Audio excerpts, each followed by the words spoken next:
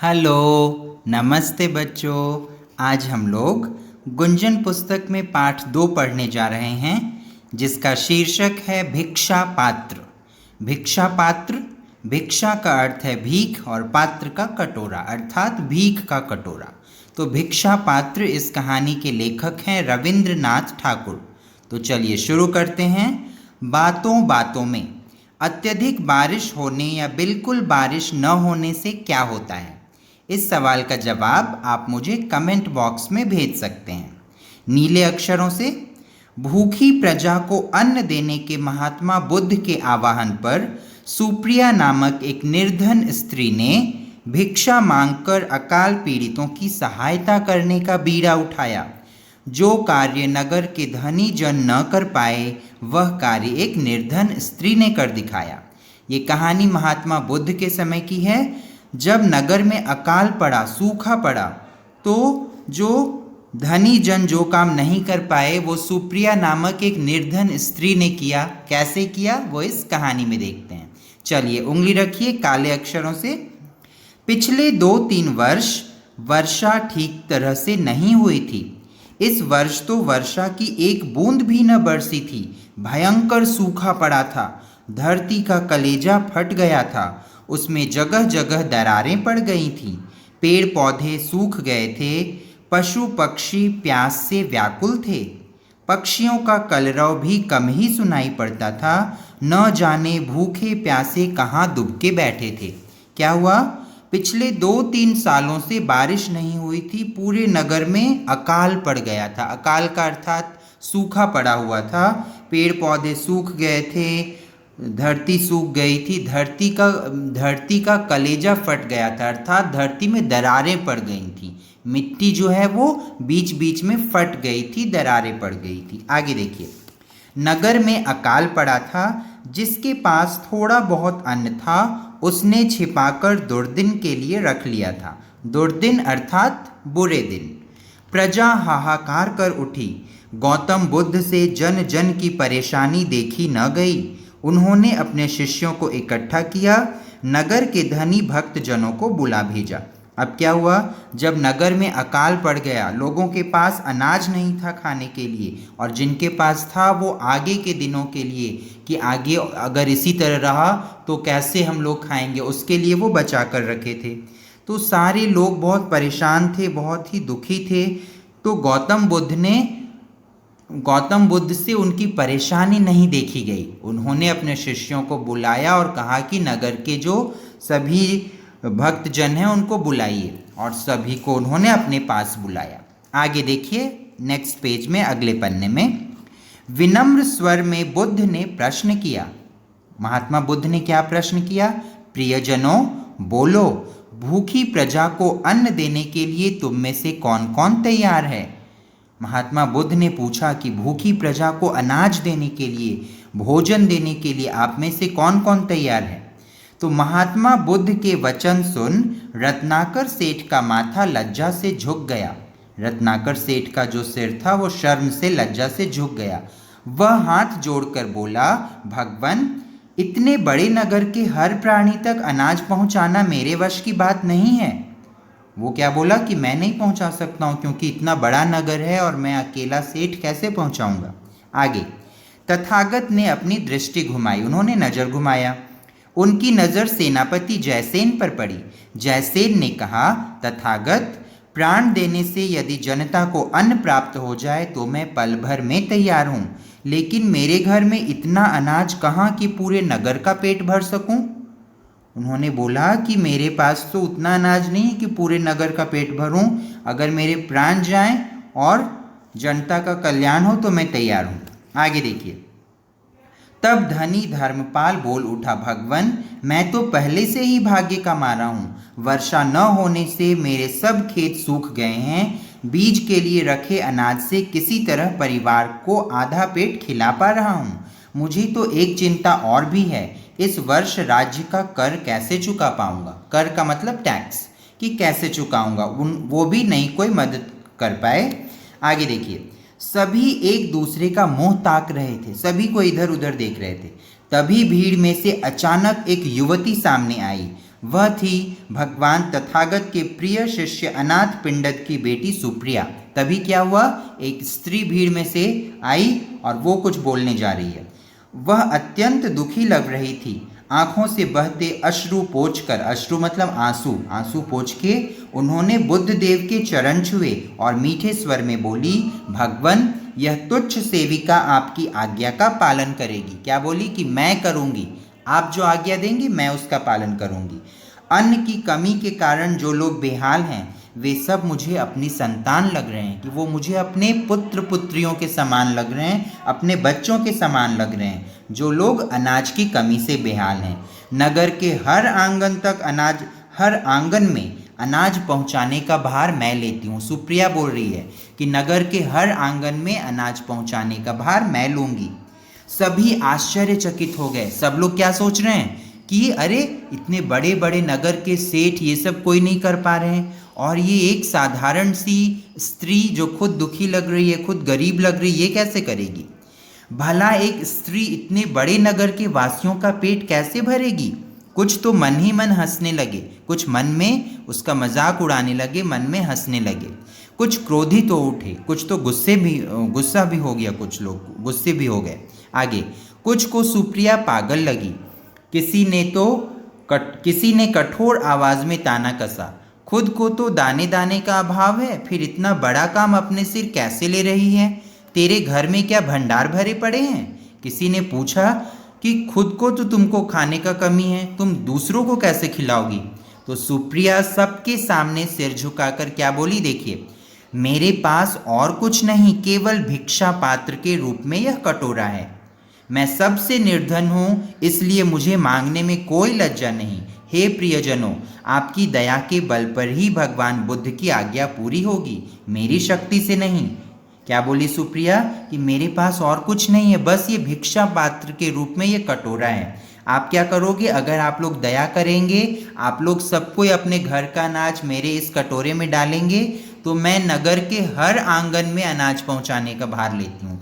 मैं पहुंचाऊंगी, जिस घर में अनाज की ज़रूरत होगी वहाँ मैं पहुंचाऊंगी। क्या बोल रही हैं? आप दया करेंगे तो मेरा भिक्षा पात्र सदा भरा रहेगा। मैं बार बार आपके द्वार पर आऊँगी, आप जो कुछ भी देंगे वह भूखों को खिलाऊंगी। जब तक धरती माँ के आप जैसे पुत्र हैं तब तक चिंता कैसी? ये सुप्रिया बोल रही है। आगे देखिए, महात्मा बुद्ध ने मधुर मुस्कान के साथ अपना वरद हस्त मतलब वरदान वाला हाथ आशीर्वाद के रूप में उठाया और बोले, तथास्तु, तुम्हारा निश्चय पूरा हो। महात्मा बुद्ध ने क्या बोला सुप्रिया को कि तुमने जो सोचा है वो पूरा करो। आगे, धनी सेठों ने अपने भंडार सुप्रिया के भिक्षा पात्र में उलीच दिए मतलब उड़ेल दिए। सुप्रिया के भिक्षा पात्र में वो हमेशा अनाज भरने लगे। पात्र हमेशा भरा रहने लगा। समस्त नगरवासियों का उद्धार हो गया। किसी अकाल पीड़ित को भूखा नहीं रहना पड़ा। उधर वर्षा ने भी कृपा दृष्टि की और धरती की प्यास बुझाई।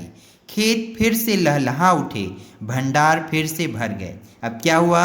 सब कोई सुप्रिया के भिक्षा पात्र में कटोरे में अनाज रखते और सुप्रिया नगर के हर आंगन में अनाज पहुंचाती, और इस तरह उस अकाल में कोई भूखा नहीं रहा। और इधर बारिश भी थोड़े दिनों बाद वर्षा भी आई, फिर से खेत लहलहाए, फिर से अनाज के भंडार भरे। तो इस तरह से सुप्रिया ने निस्वार्थ भाव से, बिना किसी स्वार्थ के, बिना किसी अपने फायदे के, निस्वार्थ भाव से उसने नगर के हर आंगन में अनाज पहुंचाया और महात्मा बुद्ध की आज्ञा का पालन किया। आगे देखिए बच्चों, शब्द अर्थ है भिक्षा मतलब भीख, भिक्षा पात्र मतलब भीख का कटोरा, व्याकुल मतलब है परेशान, दुर्दिन मतलब बुरे दिन, विनम्र मतलब विनीत या नम्रता से, प्यार से, लज्जा मतलब है शर्म, तुच्छ का मतलब छोटा, अभाव का मतलब कमी या शॉर्टेज, वरद हस्त मतलब वरदान का हाथ या ब्लेसिंग, तथास्तु मतलब वैसा ही हो, उलीचना का अर्थ है उड़ेलना, समस्त मतलब सभी, उद्धार का मतलब कल्याण या वेलफेयर, कृपा दृष्टि मतलब दया भरी नज़र। अब मुहावरे देखिए, कलेजा फटना मतलब है बहुत दुखी होना, भाग्य का मारा होना मतलब बुरी किस्मत वाला होना। मुंह ताकना मतलब आशा पूर्वक किसी की ओर देखना। अपने सिर लेना मतलब जिम्मेदारी अपने ऊपर लेना। श्रुतलेख देखिए, व्याकुल, दुर्दिन, अनाथ पिंडद, अश्रु, आंगन, आश्चर्यचकित, वरदहस्त, आशीर्वाद, तथास्तु, कृपा दृष्टि, ये श्रुतलेख के शब्द हैं।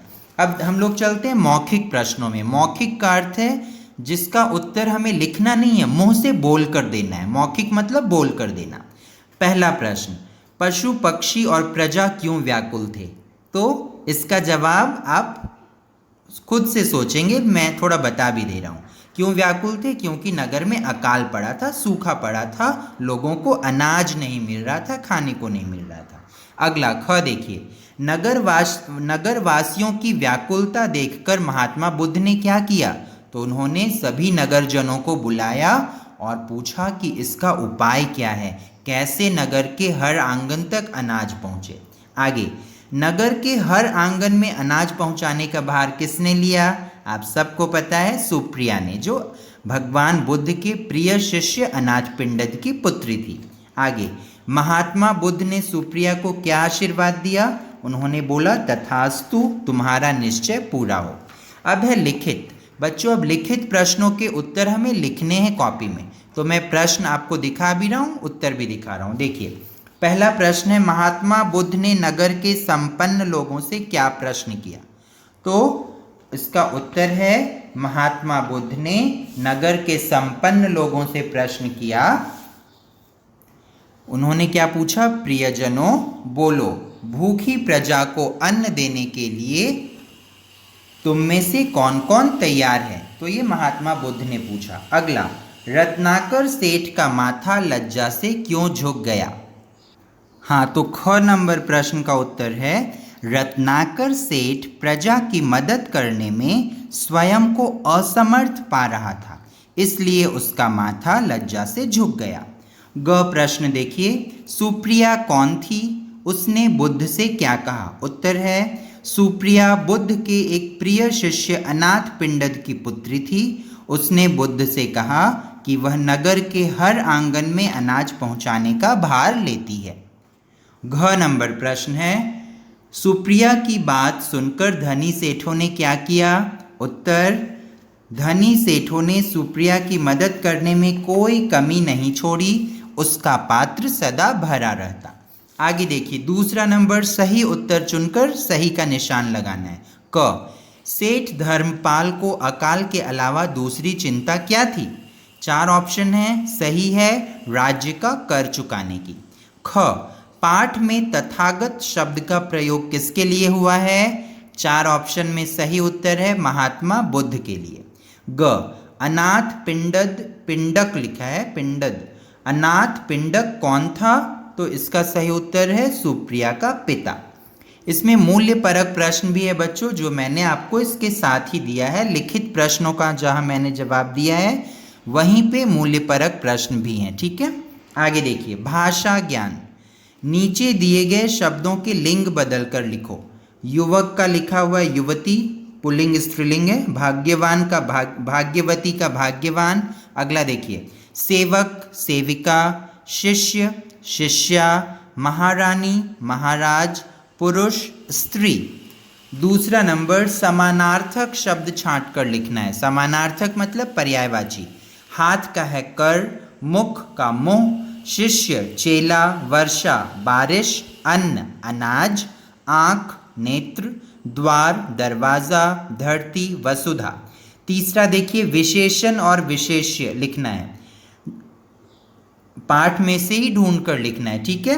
तो जैसे विनम्र स्वर, इसमें विनम्र है विशेषण और विशेष्य है स्वर, वैसे ही मुस्कान का विशेषण होगा मधुर, पेट का आधा, आवाज का कठोर आवाज, सेठ का धनी सेठ, नगर का बड़े नगर।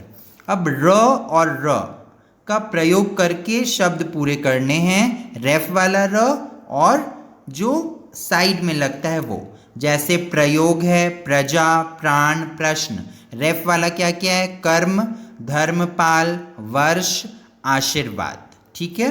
5वां नंबर देखिए, उपसर्ग और प्रत्यय लगा के शब्द पूरा करना है। जैसे विशेष, वी जोड़ जय विजय, वी जोड़ देश विदेश, निर जोड़ बल ये प्रत्यय है, निर्बल। उसी तरह निर्धन और निर्दोष। आगे देखिए 6ठा नंबर, प्रत्येक पंक्ति में बाईं ओर दिए शब्द के बहुवचन रूप पर टिक लगाना है। स्त्री का बहुवचन क्या होगा? बहुवचन मतलब एक और अनेक, तो बहुवचन क्या होगा स्त्री का? स्त्रियां। आवाज, आवाजें, पौधा, पौधे, दरार, दरारें। ठीक है, तो चलिए ये हम लोग आज पाठ 2 पढ़े हैं। फिर मिलते हैं हम लोग एक नए पाठ के साथ। तब तक के लिए धन्यवाद।